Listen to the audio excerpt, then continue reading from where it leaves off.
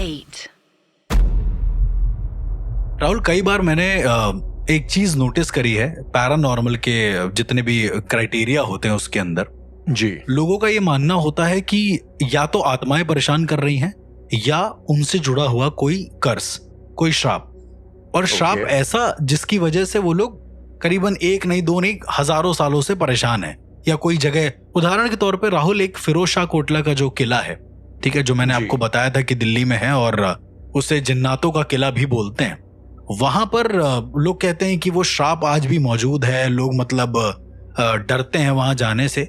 लेकिन एक चीज है, इन सारे के सारे श्राप का नाम मैं इसलिए बार बार ले रहा हूं क्योंकि मैंने जब श्राप के बारे में जानना शुरू किया था तो एक तो वो श्राप होता है जो कोई आत्मा के थ्रू किसी चीज पर लगता है। उदाहरण के तौर पर एनाबेल, या फिर कोई कर्स्ड अलमारी हो गई, कर्स्ड प्लेस हो गया, कोई ऐसी जगह हो गई जहां पर जाना वर्जित है कर्स की वजह से। या फिर एक और तरीके का कर्स होता है जिसे हम त्रिबंधी श्राप बोलते हैं। अब ये शायद पहली बार आप सुन रहे हो। त्रिबंधी श्राप जी। अब उस श्राप में क्या होता है, बेसिकली त्रिबंधी मतलब तीन तरफ से बंधा हुआ, आप इस तरीके से मान के चलिए। ये श्रापों की श्रेणी का ऐसा कहते हैं कि सबसे उच्चतम श्राप है, मतलब इससे बड़ा श्राप आज तक कोई भी नहीं हुआ है। और यदि ये किसी के ऊपर लग जाता है तो फिर मतलब वो इंसान मौत को भी तरसता है कि मौत कब होगी और कैसे होगी। इसका एक बहुत सिंपल सा एग्जांपल है, मैं आपको बताता हूं कि महाभारत का एक कैरेक्टर है महारथी कर्ण, जिसके बारे में हम अपने नए पॉडकास्ट द इंडियन वैदिक पॉडकास्ट में भी बात कर चुके हैं। तो जी महारथी कर्ण के ऊपर 3 श्राप लगे थे अलग अलग। अगर आपको ज्यादा जानना है तो आप उसको जरूर सुन सकते हैं। तो वो श्राप ने उसकी पूरी जिंदगी खराब कर दी। पूरा एकदम वो महारथी था, उसको कहां पे लाके खड़ा कर दिया, एंड हो गया उसका एक तरीके से। इसके बारे में शायद हम लोग बात कर चुके हैं एपिसोड में। बिल्कुल, एक डेडिकेटेड एपिसोड है महारथी कर्ण के वैदिक पॉडकास्ट में जी। तो अब इस श्राप को राहुल मैं ये नहीं कहूंगा कि वो सिर्फ महाभारत काल का श्राप है। ऐसा कहते हैं, अगस्त मुनि के बारे में आपने सुना होगा शायद। एक मिनट, अगर हम लोग वापस कर्ण के बारे में बात करें, क्योंकि कर्ण मुझे लगता है काफी लोगों का एकदम जिगरी फेवरेट कैरेक्टर है जी। तो कर्ण के ऊपर जो 3 श्रापों की आप बात करें, थोड़ा सा उसको इलैबोरेट करें, कौन कौन से श्राप? बहुत सिंपल है। फुल बात तो हम लोग फॉर श्योर अपने नए पॉडकास्ट में करेंगे, पर जस्ट एक रिकैप। कर्ण के ऊपर 3 श्राप थे। एक तो उसको धरती माता का श्राप था, क्योंकि उसने धरती माता से जो मिट्टी थी उसको उठा के निचोड़ दिया था एक बच्ची को उसका घी वापस करने के लिए। एक श्राप वो लगा था। एक श्राप दिया था उसको परशुराम जी ने कि तुम अपनी विद्याएं भूल जाओगे। एक और श्राप था कि तुम्हारा कवच और कुंडल तुम्हें कभी वापस नहीं मिलेगा, ये इंद्र ने श्राप दिया था। तो ये 3 अलग अलग श्राप थे जो त्रिबंधी श्राप थे। अब ये लगता क्यों है वो भी हम बता दें। जब भी कोई ऐसा इंसान जो श्राप दे रहा है वो किसी एक भगवान का या किसी एक एंटिटी का फॉलोअर हो, और वो किसी 3 इंसानों ने एक ही इंसान को अलग अलग श्राप दे दिया, तो इस तरह के सिनेरियो को बोलते हैं त्रिबंधी श्राप। ये सारे के सारे जो इंद्र थे, जो परशुराम जी थे और जो धरती माता थी, ये जुड़ी हुई थी आदि शक्ति से। तीनों के तीनों जुड़े हुए थे। परशुराम जी जुड़े थे आदि शक्ति से क्योंकि शिव के स्वरूप थे, और उसी के साथ साथ इंद्र भी जुड़े थे आदि शक्ति से क्योंकि कवच कुंडल ले जाने के लिए उन्होंने शक्ति का प्रयोग किया था। तो इसी वजह से ऐसा कहते हैं, जब तुम शक्ति का प्रयोग करके कोई एक ऐसी मीडियम ऊर्जा का प्रयोग करके तुम 3 अलग अलग तरह के श्राप देते हो, मतलब ये लेट्स सपोज 3 लोग खड़े हो जाएं और एक इंसान बीच में खड़ा है, और ये तीनों अलग अलग पद्धति को मानते हैं, अलग अलग चीजों को मानते हैं, पर इन तीनों ने श्राप दिया, ठीक है, कोई 3 तांत्रिक है, इन तीनों ने श्राप दे दिया, और वो श्राप जो है किसी एक पॉइंट, जैसे माँ काली या उनके गण, उनसे जुड़ा हुआ है। तो इस तरह का श्राप त्रिबंधी श्राप कहलाता है, और ये बहुत ज्यादा खतरनाक होता है। लेकिन ये बताइए, अच्छा, जो जब भी कोई श्राप के बारे में बात होती है तो जो श्राप दे रहा है, क्या वो सिद्ध पुरुष हो तभी श्राप हो सकता है, या श्राप कोई भी इंसान दे सकता है? नहीं, कोई भी इंसान नहीं दे सकता। वो किसी लेवल पर होता है जहां पर उसकी चेतना जो होती है वो परम शक्ति तक पहुंच जाती है। तो उस केस में हो सकता है कि उसके मुंह से निकली गई चीजें सच हो जाएं। वही कि जबान पर एक बार सरस्वती बैठती हैं, वही वाला कॉन्सेप्ट है। लेकिन जो तांत्रिक होते हैं वो मंत्रोच्चारण करते हैं, उनका वाचिक उपांशु ये जप चलता रहता है। जबकि वजह से बॉडी की वाइब्रेशन वैसी होती है, इसीलिए वो किसी चीज का श्राप या दुआ दे सकते हैं। मुझे इससे एक वाकया याद आ रहा है अर्श, ये बात है नॉर्थ यॉर्कशायर की। ओके, ठीक है। तो एक बहुत ही फेमस फोकलोर है, फोकलोर क्या रियल एक कहानी है थॉमस बर्सबी की। तो बेसिकली ये शख्स थे थॉमस बर्सबी जी, और ये बात होगी 1702 की। तो थॉमस बर्सबी जो है वो एक बड़े ही नोटोरियस, बड़े गिरे हुए घटिया आदमी थे। ओके, और वो एक मर्डर केस में जो है मतलब नामचीन गुंडे थे और एक मर्डर केस में वो फंसे हुए थे। ठीक है। तो वो जो है नॉर्थ यॉर्कशायर में उनको पुलिस तलाश रही थी, लेकिन ये थोड़ा सा अंडरग्राउंड टाइप पे चल रहे थे। एक रोज क्या होता है कि ये थॉमस बर्सबी अपने फेवरेट बार में जाते हैं, पब में दारू वारू पीने के लिए, और जो पब का ओनर होता है वो जो है टिप दे देता है लोकल पुलिस को। ओके, बता देता है कि इन्फॉर्मेंट होता है, इन्फॉर्मेशन दे देता है कि भाई ये आया, इसको आगे धर लो जी। तो थोड़ी देर में पुलिस वाले आते हैं और जाहिर सी बात है जिस सीट पे बैठा होता है उस सीट से उसको उठा करके ले आते हैं। अब उसको जाते जाते थॉमस बर्सबी को ये बात समझ में आ जाती है कि ये जो पब का ओनर है इसी ने जो है मेरे खिलाफ कुछ किया है। तो चिल्लाते हुए गालियां देते हुए जाता है कि यार ये तुमने जो बहुत गलत किया है जी, और जिस कुर्सी में मैं बैठा हूँ इस कुर्सी में जो भी तुम्हारा अगला बैठेगा वो कभी जो है चैन की जिंदगी जी नहीं पाएगा, ओके, कुत्ते की मौत मरेगा। अब ये वो बोल के गायब हो जाता है। ठीक है। इवेंचुअली क्या होता है फिर उस शहर में अचानक से मौत की घटनाएं अचानक से आने लगती है। ओके, उसी कुर्सी पर बैठने की वजह से। यही एक वो ट्विस्ट है कि जो भी उस पब के मेंबर होते तो उनकी मौत होने लगी थी।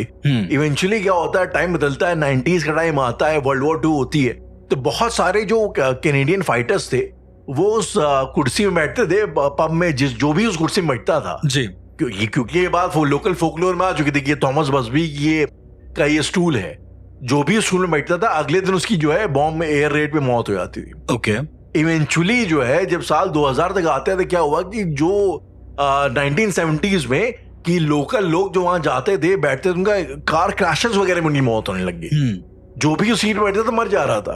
ओके, मतलब बड़ी सुपर नेचुरल तरीके से मौत, सुपर नेचुरल तरीके नहीं, मौत तो नेचुरली तरीके से हो रही थी कि भाई कोई एयर रेड में उससे मर गया, अकस्मात हो जा रही थी, ऐसा अकस्मात हो जा रही थी, अचानक से वो कार क्रैश मर गया। तो इवेंचुअली जो है वो जो पब का ओनर था उसको स्टूल जो है वो चेयर देनी पड़ गई म्यूजियम को, और आज जो चेयर है म्यूजियम में सूप्स बर्सबी चेयर के नाम से म्यूजियम में मौजूद है, लोग जाके उसको देख सकते हैं। ओके, मतलब तो अब उस पे कोई बैठता नहीं, अब उसमें कोई बैठता नहीं। तो ये एक मतलब एक अब उसको सिद्ध पुरुष तो किसी भी एंगल से नहीं बोला जा सकता थॉमस बर्सबी को, लेकिन वो उनके शराब की वजह से आज तक वो एक शराबित वस्तु, एक कर्स्ड ऑब्जेक्ट हो चुकी है उनकी जो कुर्सी है अभी तक का। ओके, तो मुझे जो एक बात जो आप कह रहे थे सिद्ध पुरुष वाली, मुझे लगता है इनफैक्ट ये हर बार तो रियलिटी नहीं हो सकती। हाँ, हर बार रियलिटी नहीं होती है। मैं वही कह रहा हूँ कि शायद उस इंसान की चेतना ने इतना ज्यादा सोच लिया होगा, जो थॉमस बर्सबी आप बता रहे जिसका एक पूरा जो दिल से बद्दुआ देने वाली बात, दिल से बद्दुआ, हाँ वही वाला। तो उसने शायद इतनी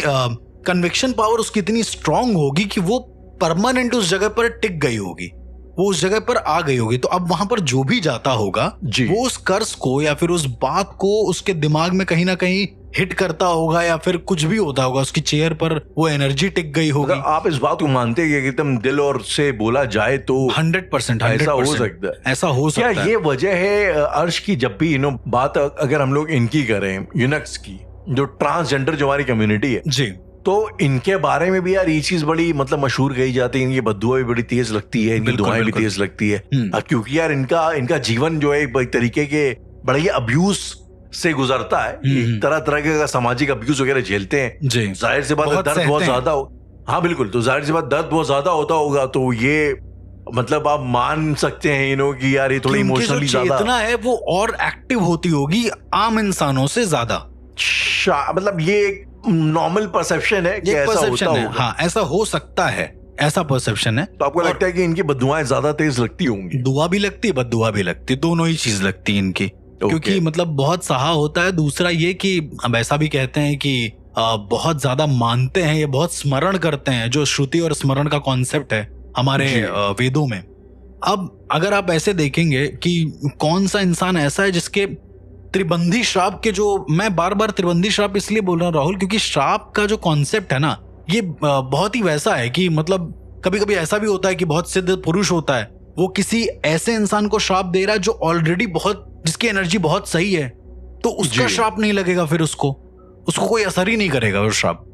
कई बार ऐसा हुआ है राहुल कि श्राप असर नहीं करे ऐसा लोगों को। हमारे इतिहास में कभी ऐसा कुछ हुआ है कि मतलब किसी ने श्राप दिया? बिल्कुल राहुल, कई बार नहीं याद है। कई बार ऐसा हुआ है जहां पर इवन इन महाभारत राहुल बहुत सारे एग्जाम्पल को महाभारत बहुत सारे लोग ऐसा कहते हैं कि शकुनी जो थे, शकुनी मामा जो थे जी, उन्होंने श्री कृष्ण को श्राप दिया था। अब चूंकि श्री कृष्ण की ऊर्जा ही अलग है, तुम एक ऐसे इंसान को श्राप दे रहे हो जिसकी ऊर्जा तुमसे डबल ट्रिपल है, तो वो पॉसिबल ही नहीं है ना। उसको बार बार छलिया बोल के और बोला कि तुम हमारे खिलाफ ऐसा लड़ रहे हो, जाओ तुम्हारा नाश हो जाएगा। लेकिन बात यहाँ पे कोई मतलब नहीं है जी, बिल्कुल सही बात। लेकिन यहाँ पे एक इंटरेस्टिंग बात ये भी है कि लेकिन श्री कृष्ण को गांधारी का श्राप लग गया था जी। उनका लगा था जिस वजह से उनका खानदान जो है यादवों का पूरा खत्म हो गया था। यूनिवर्स का जजमेंट करने का एक तरीका बहुत अलग होता है, तो शायद गांधारी ने जो बोला था, उनकी जो कन्विक्शन पावर थी वो बहुत जस्टिस के लिए थी, एक न्याय के लिए थी, एक बैलेंस के लिए थी। इस वजह से शायद उन्होंने बोला और उससे ही कोई चीज जुड़ी हो कहीं ना कहीं। कई लोग ऐसा भी कहते हैं राहुल कि इंडिया में बहुत कम ऐसे लोग हैं जो त्रिबंधी श्राप के आदी हो चुके हैं। आदी हो चुके हैं। ये एक बड़ा इंटरेस्टिंग फैक्ट है। इस श्राप से कोई इंसान मरता नहीं है राहुल। नहीं, खंड तो मर गया ना। नहीं, मैं आपको वही बता रहा हूँ, इस श्राप से कोई इंसान मरता नहीं है अंत तक, जब तक उसकी मौत नहीं आ रही है। जिस समय उसकी मौत आती है उसको उस समय पता चलता है कि उसके ऊपर कोई श्राप है, वो भी 3 लोगों का त्रिबंधी श्राप है। ओके, मतलब आप समझ रहे हैं कि आप जिंदगी भर पता लगाते रह जाएंगे कि एक इंसान जो मान लो उसके ऊपर त्रिबंधी श्राप लगा है, कि उसके ऊपर है क्या, दिक्कत क्या है। मैं आपको अपना ही एक केस बता दूं, मुझे आज तक नहीं पता चला वो बंदा कब मर गया, मुझे ये भी नहीं पता चला। बहुत टाइम हो गया। उससे मैं ऐसे ही रास्ते में मिला, बनारस का ही था वो बंदा, और अगर आपने वहां पे नानी की कचौड़ी खाई होंगी तो वहां पर आता रहता था, मोस्टली आता था। तो उस बंदे के साथ 3 अलग अलग तरह से श्राप लगे। उसने कोई अघोरियों का कोई ऐसा क्लान होगा, तो वो क्या था, वो मानता नहीं था भगवान को। तो अब क्या किया इस बंदे ने, मतलब बड़ा अजीब सा खेल किया। इसने हाथ में रंग लिया, होली वाला दिन था बाय द वे। बनारस में तो ऐसा है ना कि भाई तुम सबको कलर लगा सकते हो, कोई दिक्कत नहीं है, अघोरियों से भी बातचीत कर सकते हो। पर अघोरी उस समय साधना कर रहे थे राहुल, और वो साधना बहुत इंपॉर्टेंट थी कोई ना कोई, और वो बहुत ही कह सकते हैं चंद्रघाट की बात है, जो बहुत ज्यादा डेंजरस माना जाता है बनारस में। तो वो इंसान गया और उसने कलर डाल दिया उन लोगों के मुंह पे। 5 साधु बैठे थे, 5 अघोरी बैठे थे, उसमें से एक की मौत हो गई। अच्छा, मतलब इतनी तेजी से डाला, कुछ भी हुआ होगा मुझे नहीं पता, लेकिन एक साधु की मौत हो गई। और दूसरा साधु जो था वो इतना परेशान हुआ कि वहां से भाग गया। अब रहे ये 3 अघोरी जो थे, इन तीनों ने उसको एक साथ श्राप दिया अलग अलग। अब चूंकि तीनों उपासक एक चीज के हैं, राइट जी, तो इस आदमी के ऊपर वो त्रिबंधी श्राप लग गया। अब इस त्रिबंधी श्राप में जानते हैं हुआ क्या, इस आदमी की जो बेटी थी, अच्छा ये आदमी नशे में धुत रहता था परमानेंट जी, तो इसने ये, अच्छा सुनने में बड़ा ही गोरी टाइप का, बड़ा अजब, बड़ा ही बेकार टाइप का है। इस आदमी ने मतलब पहले अपनी बेटी के साथ गलत किया, इसके साथ ये श्राप था, इसने गलत किया, फिर ये उस गिल्ट में आ गया, पहला। दूसरा, इसने अपने ही बेटे को धक्का दे दिया था ट्रेन से, आउट ऑफ नोवेयर, बेटा मर गया जी, बेटी अलग हो गई इससे बिल्कुल परमानेंट के लिए, और जो इसकी वाइफ थी उसको ये घर आके मारता था उसी फ्रस्ट्रेशन में। मतलब समझ रहे इसके ऊपर किस तरह से श्राप असर कर रहे हैं। बस श्राप दिया गया था, वो किसी को नहीं पता, वो मुझे भी नहीं पता। उसके ऊपर कोई श्राप था, त्रिबंधी श्राप था। उसका भी एक अलग एग्जाम्पल होता है। जब त्रिबंधी श्राप लगता है किसी के ऊपर, तो इंसान के जो पैर के अंगूठे होते हैं, लेट सपोज आपका जो पैर का अंगूठा है, नाखून निकलता है, तो जब कभी पलट जाता है ना नाखून, तो हमेशा पलट जाते हैं उस इंसान के नाखून दोनों पैरों के। अच्छा, ऐसा जब त्रिबंधी श्राप चेंज आया था आपकी बॉडी में? पलटते नहीं, चेंज नहीं होता है, आपके नाखून बड़े होंगे समय के साथ साथ, और एक मोमेंट कोई ऐसा आएगा जहां पर वो दोनों नाखून एक साथ पलट जाएंगे और वैसे ही पलटे रहेंगे। तुम निकालोगे तो तुमको दर्द होगा इस तरीके से। इसका इन डेप्थ रीजन तो मुझे भी नहीं पता है कि वो पलटे ही क्यों रहते हैं, क्या रीजन होता है, मैंने ज्यादा पूछा नहीं। पर उस इंसान के साथ ऐसा सीन था, वो मैंने देखा।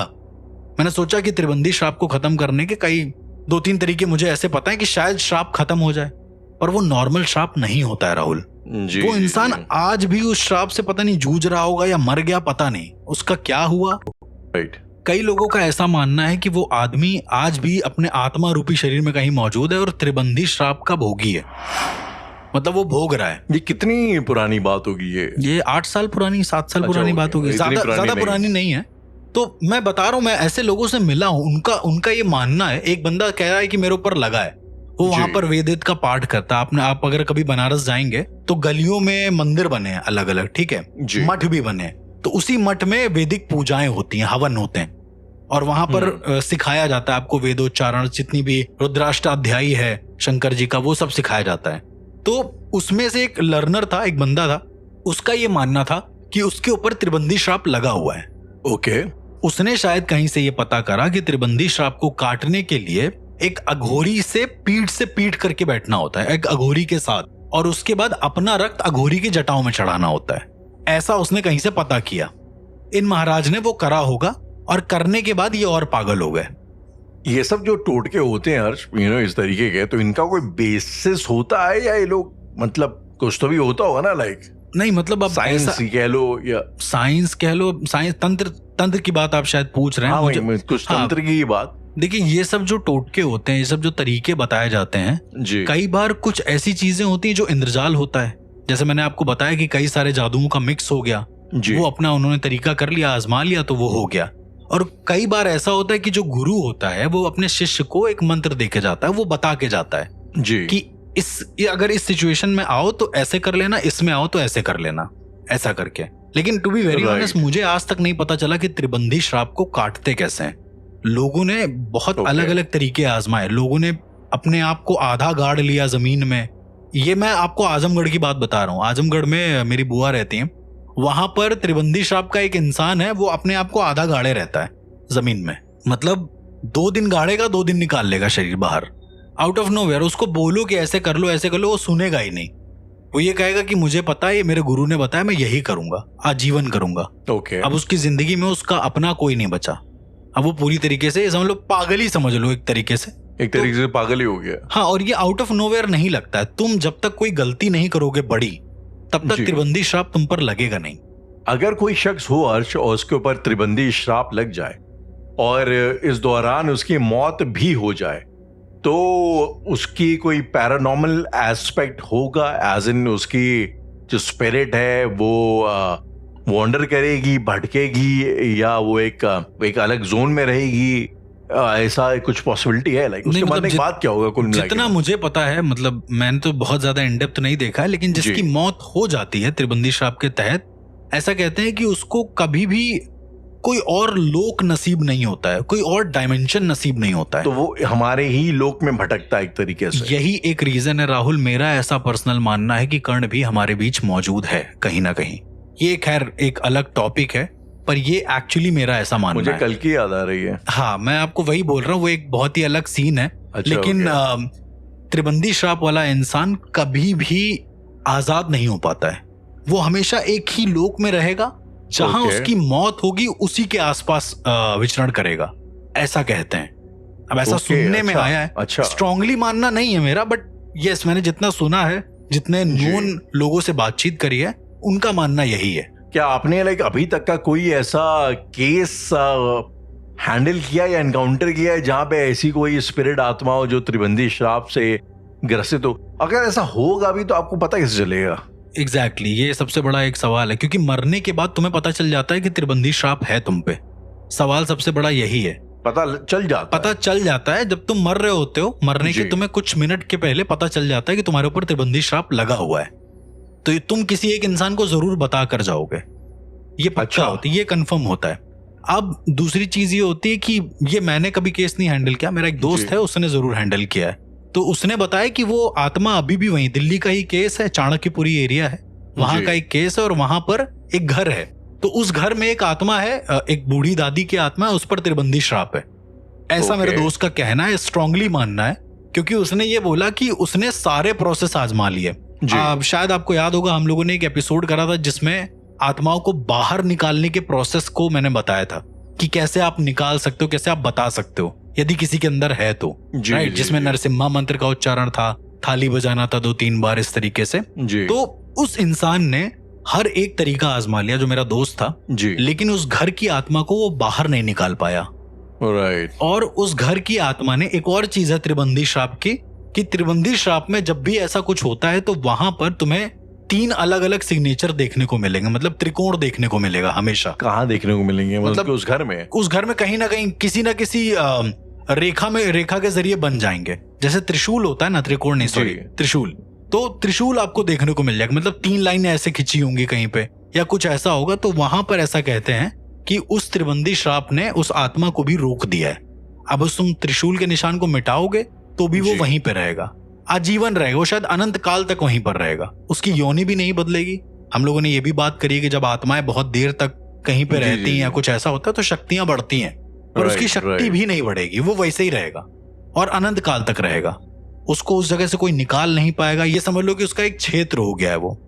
कई लोग ऐसा कहते हैं कि अमावस्या के दिन जो त्रिबंधी का जो साइन होता है, जो त्रिशूल का जो साइन होता है, वो कुछ सेकंड के लिए उजागर होता है, चमकता है अचानक से, मतलब बहुत माइनर सेकंड्स के लिए। और तब तुम्हें पता चल जाएगा कि इतने एरिया में त्रिबंधी वाली आत्मा है।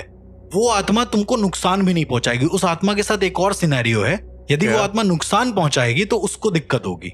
अच्छा, ओके। तो ये जो फॉर एग्जाम्पल जो चाणक्यपुरी वाले केस की आपने बात करी जी, तो वो जो आत्मा थी वो मतलब परेशान नहीं करती थी किसी को? नहीं, अब उसने कुछ किया, परेशान करने की कोशिश करी। लेट सपोज उसने कुछ हिला दिया या फिर कुछ ऐसे बॉल हिला दी या फिर प्लेट हिला दी, कुछ भी ऐसा करके जी, तो वो उतनी ही तेज चिल्लाएगा। मतलब त्रिबंधी श्राप का मतलब ये होता है कि तुम आम इंसानों से भी कांटेक्ट नहीं कर पाओगे। वो आत्मा बाध्य हो जाएगी, यदि उसने कांटेक्ट करने की कोशिश करी तो उसको उसका डबल ट्रिपल दर्द होगा। ओके। तो मेरे दोस्त ने ये बताया कि उसने एक सिद्धि थी उसके पास, उसने नाम नहीं बताया, बट उसने बोला कि उसके जरिए सुना कि उसको कितना दर्द होता है। ना उस आत्मा ने अपने आप को दिखाया कि वो कौन है क्या है, लेकिन उसको इतना पता था कि किसी बूढ़ी औरत की आत्मा है और वो जोर जोर से चिल्ला रही है। क्योंकि जब आत्माओं को ये पता चलता है कि कहीं पर कोई ऐसा इंसान आया है जो देख सकता है, जो समझ सकता है चीजों को, तो आत्माएं एक्टिव होती है, अपने आप का प्रेजेंस बताने की कोशिश करती हैं। लेकिन उसी मूवमेंट पर सोचो आत्मा अगर बाध्य हो, वो बता ना पा रही हो और उसको उतना ही पेन हो रहा है। तो इस तरह का त्रिबंधी श्राप जो होता है ये अनंत काल तक चलता है और ये कोई भी पैरानॉर्मल एक्सपर्ट सॉल्व नहीं कर सकता है, जहां तक मेरा मानना है।